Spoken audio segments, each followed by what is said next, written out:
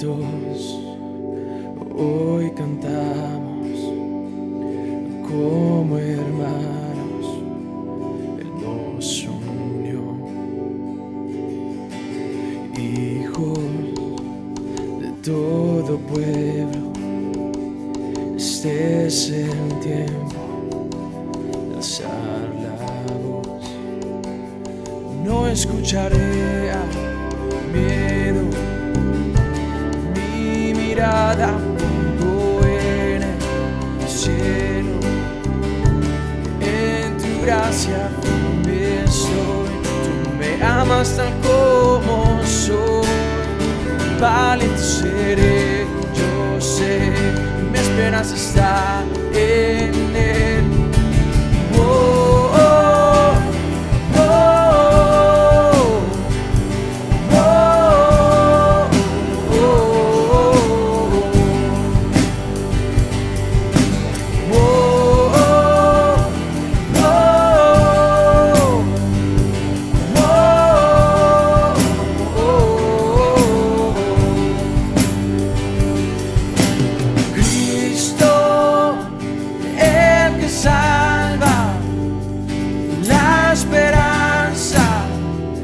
está en Él. Cristo, luz del cielo, Rey eterno, amigo fiel. No escucharé al miedo, mi mirada pongo en el cielo. En tu gracia estoy, tú me amas tal como soy. Valiente seré, yo sé, mi esperanza está en Él. Oh, oh, oh, oh, oh,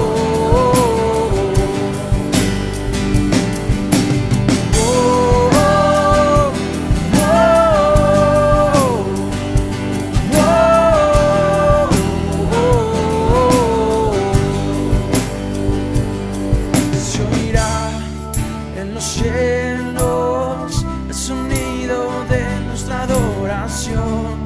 Las murallas caen a sus pies al oír su voz. Por tu gracia Él nos limpió, cuán bueno es Dios, su nombre es Cristo. Se oirá en los cielos el sonido de nuestra adoración. Las murallas caen a sus pies al oír su voz. Por su gracia Él nos limpió, cuán bueno es Dios, su nombre es Cristo. Se oirá en los cielos el sonido de nuestra adoración. Las murallas caen a sus pies al oír su voz. Por su gracia Él nos limpió, cuán bueno es Dios, su nombre es Cristo.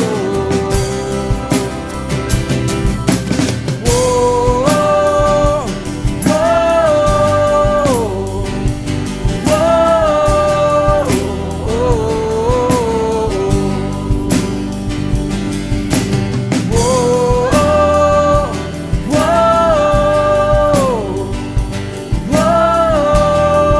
oh,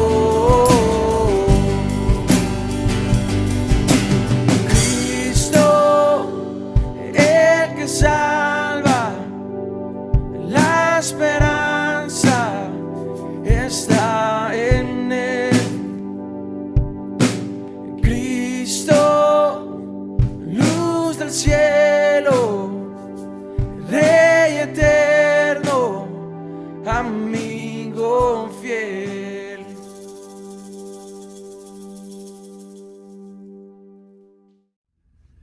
Hola, ¿cómo están? Otro miércoles en sus casas de manera virtual, pero en mi corazón, en el corazón de ustedes espero, todos como una sola iglesia.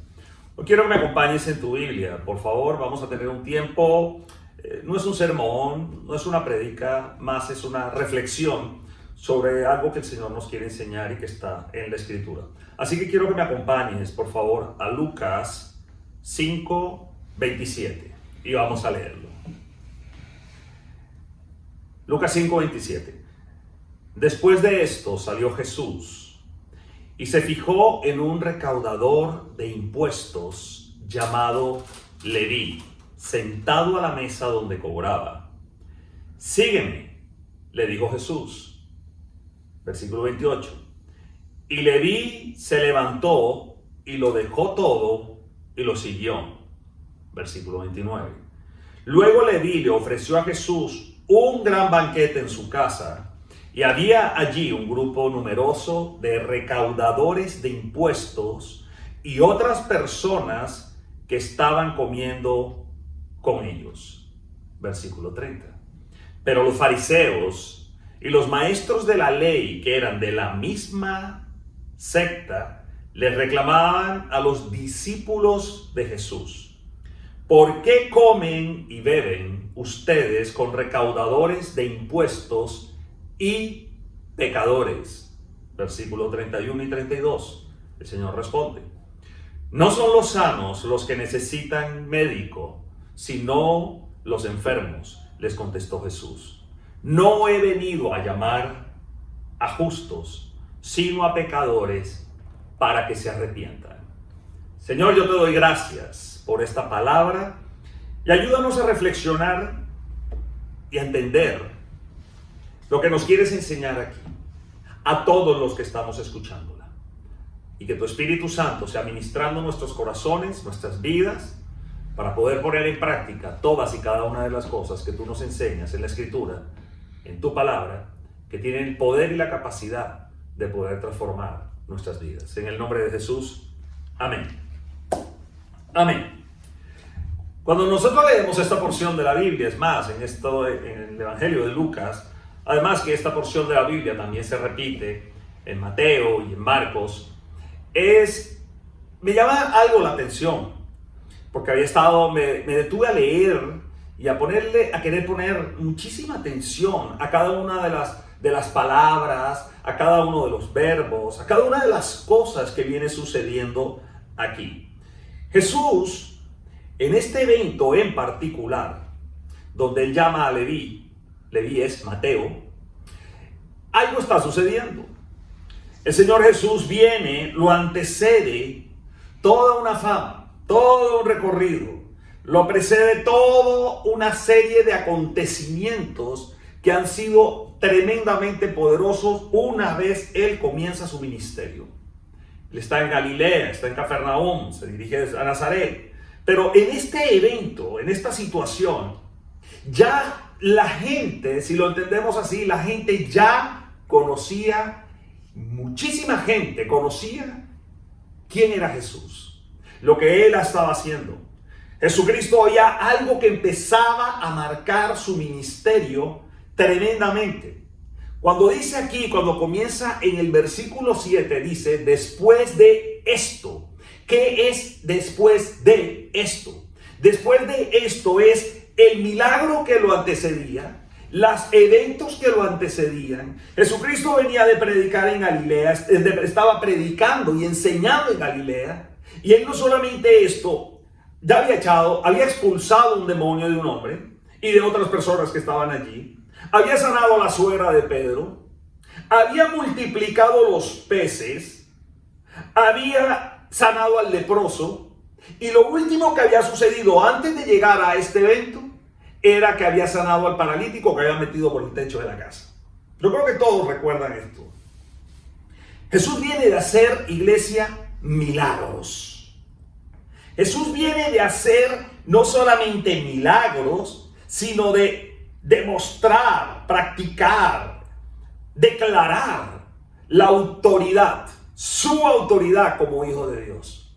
Cuando en esta historia de la Biblia, antes de esto, él dice que él perdona los pecados. Recuerden que esto fue todo un suceso.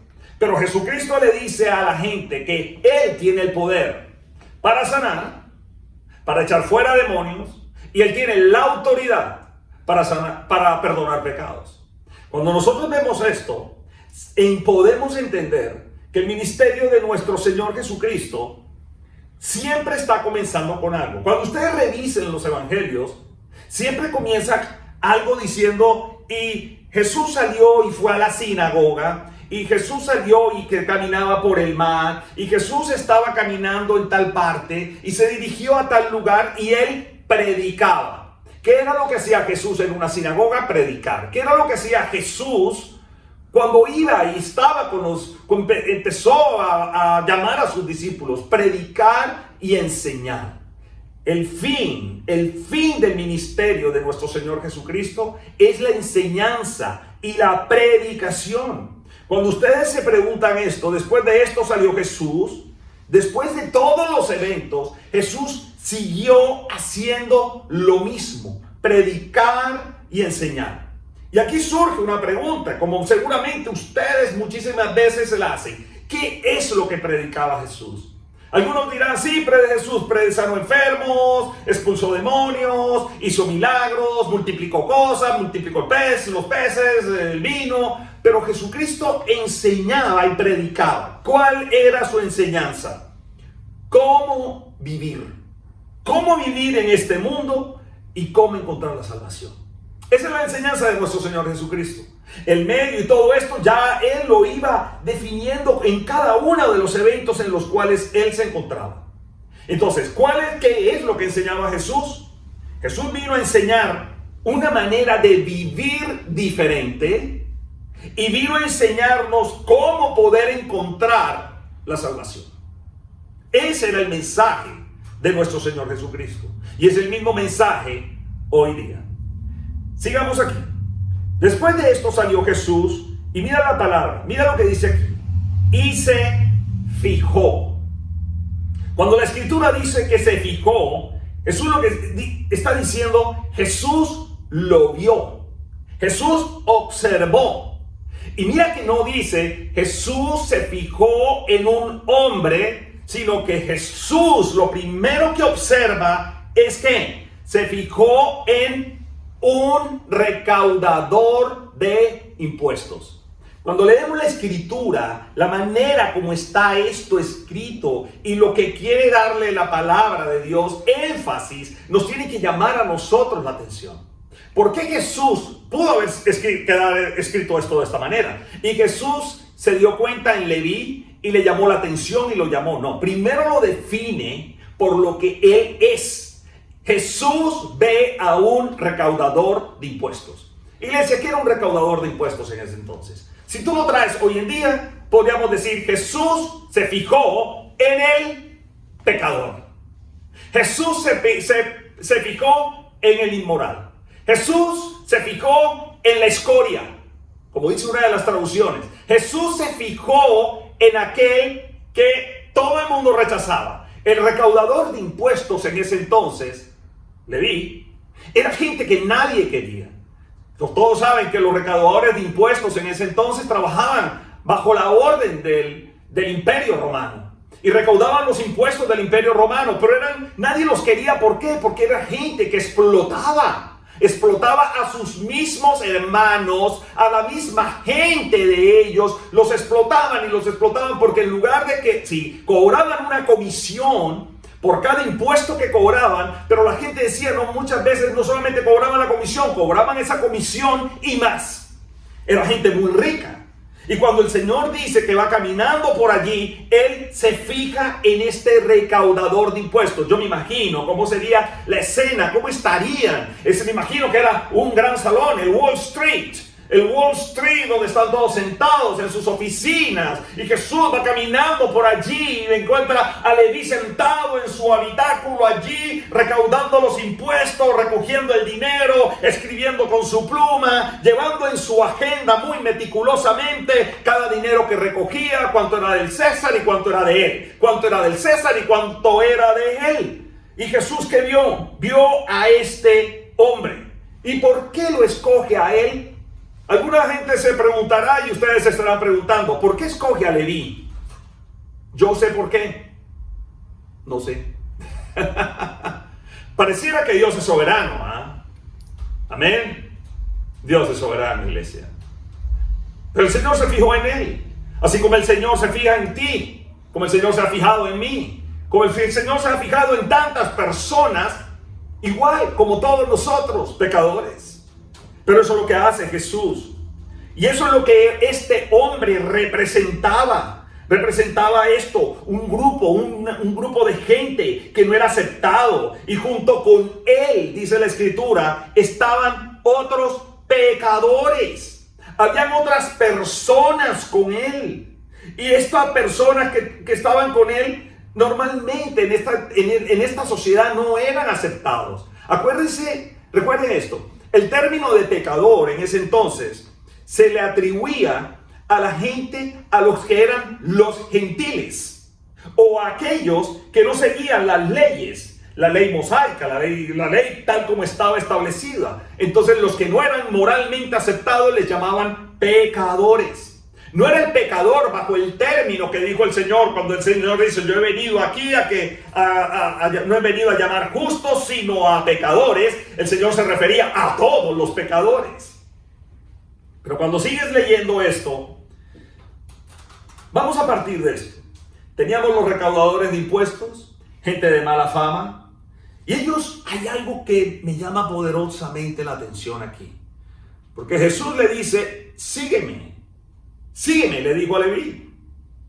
Y Leví, mira lo que hace. Se levantó, lo dejó, ¿qué dice iglesia? Lo dejó todo. ¿Y qué más sigue? Y lo siguió. Mira, aquí no dice que Leví se levantó: espérate, Señor, un momento, yo llevo aquí mis cuentas diferentes. No, sencillamente él se levantó y lo dejó absolutamente todo. Y cuando vemos esta escena de la Biblia, ya vemos que están los recaudadores de impuestos, están los pecadores, está Jesús, está Leví. También vemos que aquí, dentro de toda esta escena, de esta historia, van a entrar los fariseos. Y recuerda que los fariseos eran los que se quejaban, se supone que eran los que cuidaban los rollos, los escribas. Pero estos son los que más adelante se van a quejar. Pero cuando le dice el Señor a Leví, le dice: sígueme, él se levanta y lo sigue.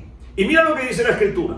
Y Leví se levantó, lo dejó todo y lo siguió. Luego Leví le ofreció a Jesús un gran banquete en su casa, y allí había, ¿qué había aquí, iglesia? Un grupo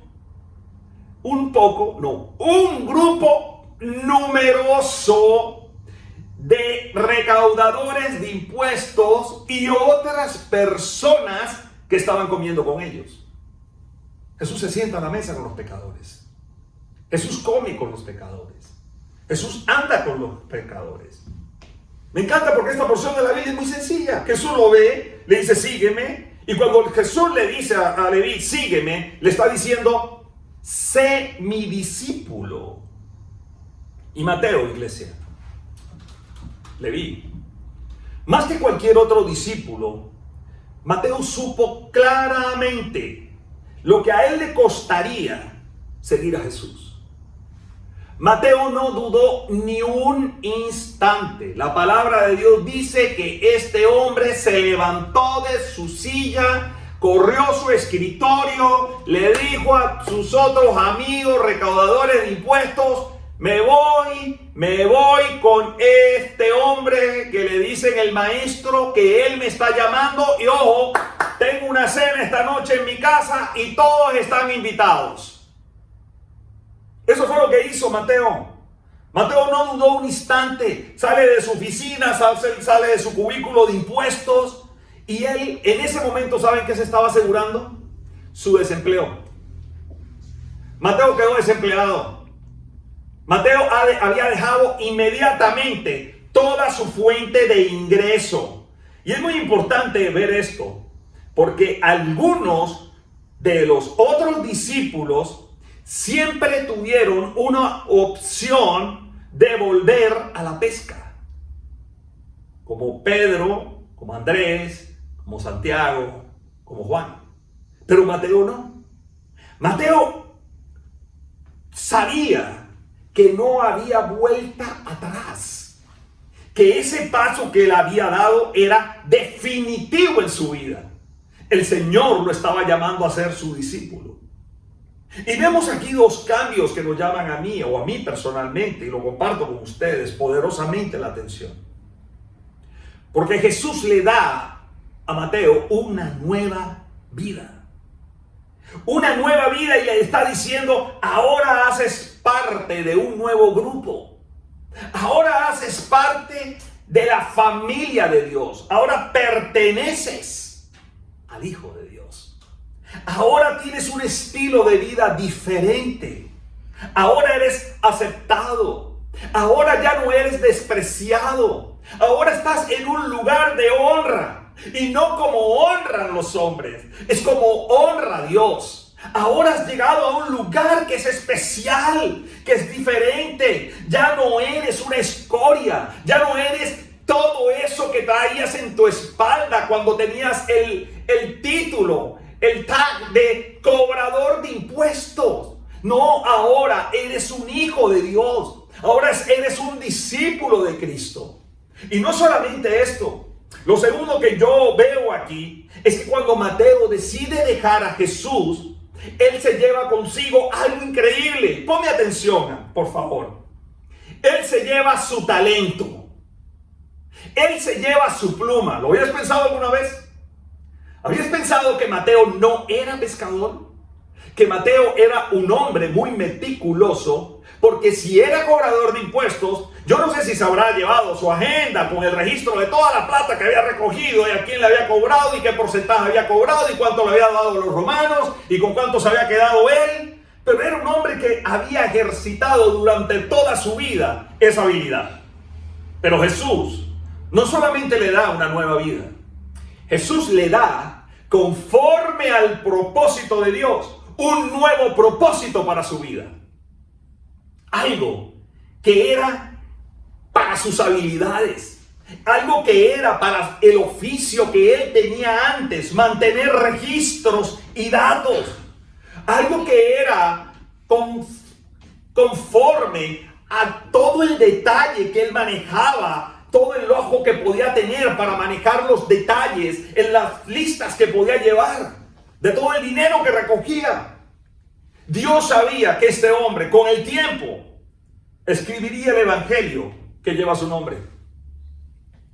Dios sabía perfectamente qué plan tenía con este hombre y cómo iba a impactar de estar sentado en un escritorio donde solamente lo miraban los de afuera como una escoria, donde Dios lo iba a sentar para honrarlo y para impactar 1000 generaciones más adelante.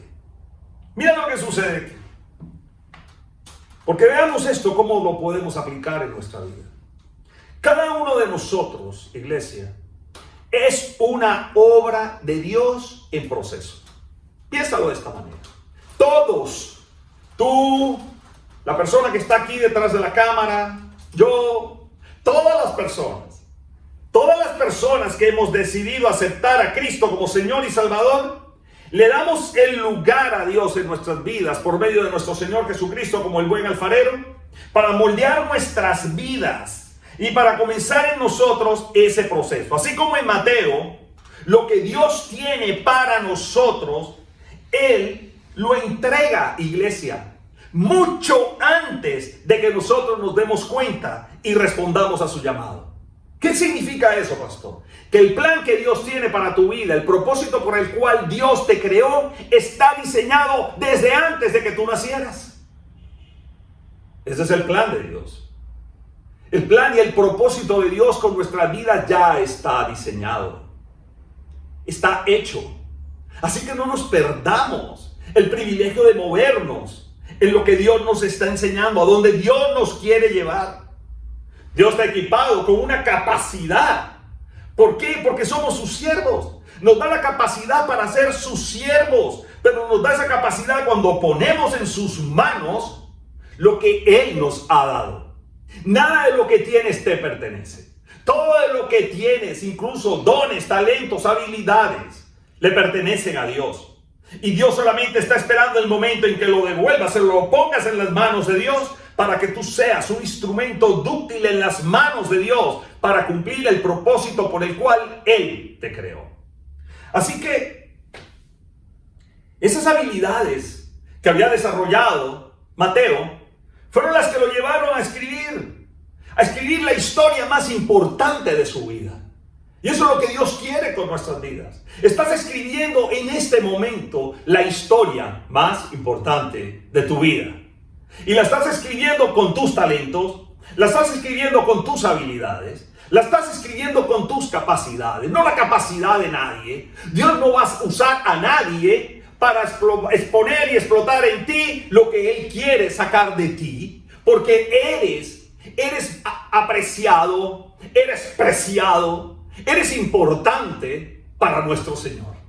Y Dios te va a usar como eres para hacer de ti la persona que Él quiere que tú seas. Y eso es lo que nos enseña la Biblia. Dios tiene siempre un propósito. Y siempre va a tener un propósito igual de importante con cada uno de nosotros. Y se ha dado cuenta que Jesús, lo que le dice aquí a este hombre, y lo que dice la Escritura, dice que Él lo vio. Y cuando Él dice en la Escritura, salió Jesús y se fijó en Él, lo que le está diciendo a este hombre es, inmediatamente después le dice, sígueme. Sígueme, le dijo Jesús. ¿Y cuál es la respuesta? Como decíamos ahora, versículo 29, 28. Y Leví se levantó, lo dejó todo y lo siguió. Luego Leví le ofreció a Jesús un gran banquete en su casa, y había allí un grupo de numerosos recaudadores de impuestos y otras personas que estaban comiendo con ellos. Iglesia, Mateo abandonó su negocio más lucrativo, pero deshonesto, como cobrador de impuestos. Y después hizo sencillamente lo que Jesús desea que hagan todos sus seguidores. ¿Qué hizo Mateo? Piensen aquí. Mateo no solamente le dijo, sí, sigue, y fue con Jesús. Mateo hizo lo que hacen todos los discípulos y los seguidores de Jesús. Ir a hablarle a otros del Dios, del Maestro, del Señor que él acaba de conocer. Es por eso que Mateo hace una fiesta. ¿Habías pensado por qué Leví hace una fiesta? Leví dio un banquete en su casa. Y en ese banquete Jesús es el invitado de honor. Siempre Jesucristo en nuestras vidas es el invitado de honor.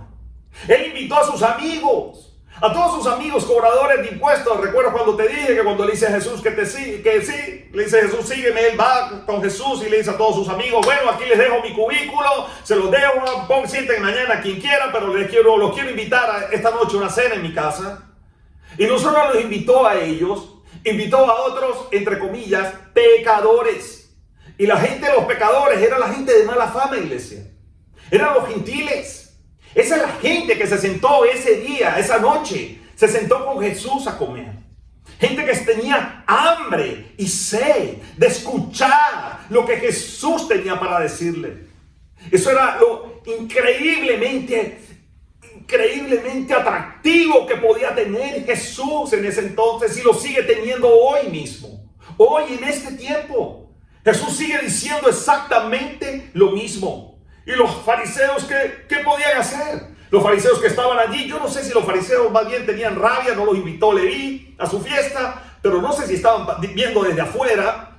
Pero los fariseos se dan cuenta que Mateo está haciendo una reunión, una cena, y que ahí está Jesús, del que vienen hablando, el que ha venido haciendo milagros, el que días antes les había dicho que él tenía la autoridad para perdonar pecados, que era más fácil hacer o sanar a un enfermo, perdonar los pecados. Había sido cuestionado por los fariseos, y cuando los fariseos ven que este hombre, que lo antecede esta fama, que han visto los milagros que ha hecho, ellos sencillamente, ¿qué hacen?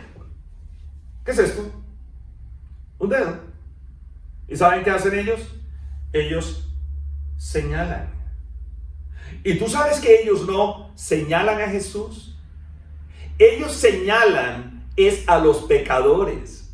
Ellos señalan los pecados de otros. El versículo 31 dice, Pero los fariseos y los maestros de la ley, que eran de la misma secta, mira, ellos no le reclamaron a Jesús. Ellos le reclamaron a los discípulos de Jesús.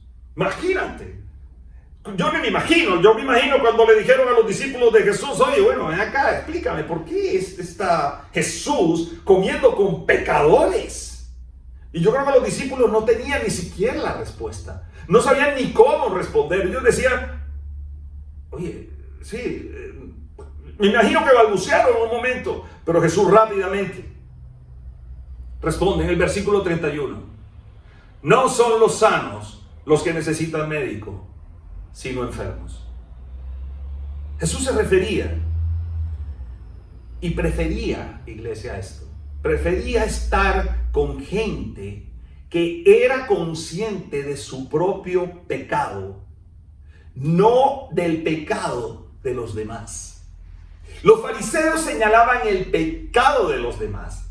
Estos hombres recaudadores de impuestos y pecadores y gentiles que estaban allí eran conscientes que no podían señalar el pecado en alguien más, porque ellos se veían más pecadores que todo el mundo.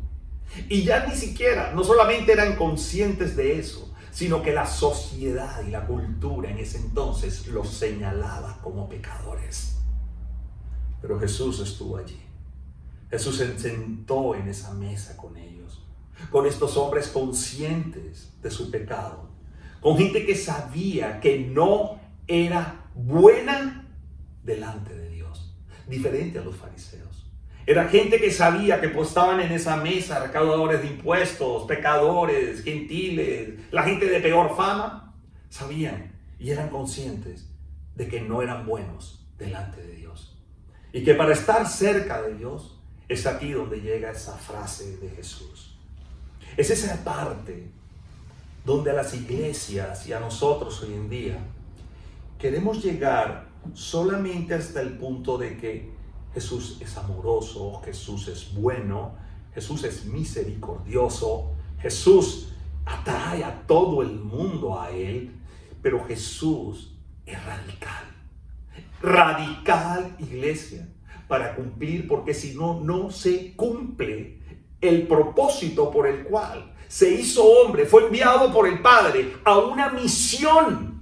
Y la misión es exactamente esta: ir a los pecadores para que se arrepientan.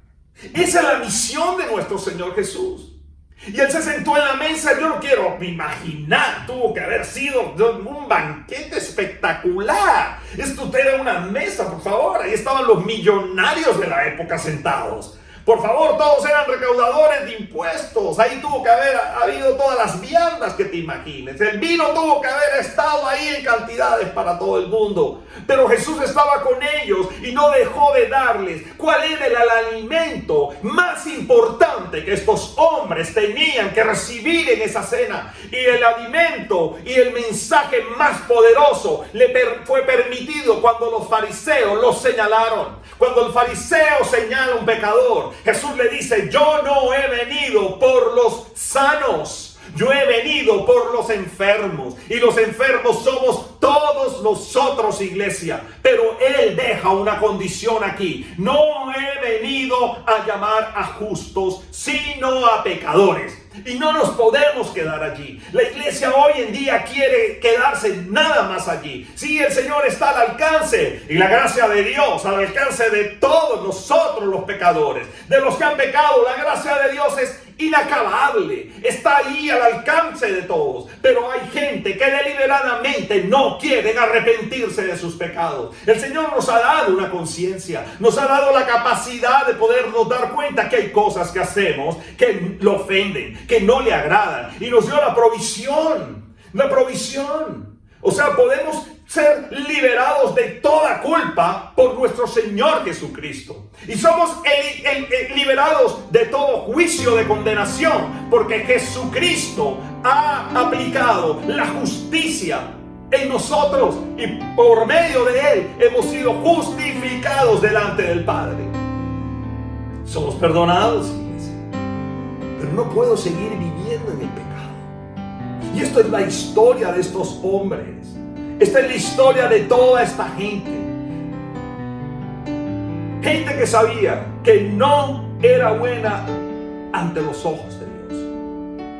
No podían estar cerca de Dios. Pero Jesús les dice, deben arrepentirse. Debemos arrepentirnos de nuestros pecados. Pero para renunciar al pecado, iglesia, primero debemos reconocer algo. Primero debemos reconocer que somos pecadores, iglesia. Cuando la Biblia nos enseña que debemos renunciar al pecado, es lo que enseñamos en nuestros cursos de ADN, metanoia. Un giro de 180 grados, un cambio de actitud. Renunciar al pecado es abandonar. Renunciar al pecado es dejar. Renunciar al pecado es renunciar. ¿Renunciar para qué? A vivir una nueva vida. Renunciar al pecado es eliminar, dejar atrás. Y eso fue lo que hizo este hombre. Este hombre no solo dejó de ser recaudador de impuestos, sino que tenemos que ir al fondo de esta enseñanza. Mateo decidió arrepentirse de sus pecados. Y eso es la historia maravillosa de esto. La historia maravillosa cuando el Señor termina y dice: no he venido a llamar a justos, sino a pecadores, para que se arrepientan. Los que saben que son pecadores y saben que necesitan arrepentirse. Este es el mensaje, iglesia. Y esto hoy no era un sermón, no es una prédica. Sencillamente es una exhortación y es una reflexión nuevamente sobre lo que nos enseña la Biblia por medio de nuestro Señor Jesucristo y por medio de su palabra. La gracia de Dios sigue estando al alcance de todos nosotros y al alcance de todos aquellos que han decidido arrepentirse, confesar sus pecados y experimentar el perdón de Dios. Dios te bendiga y que tengas una semana increíble.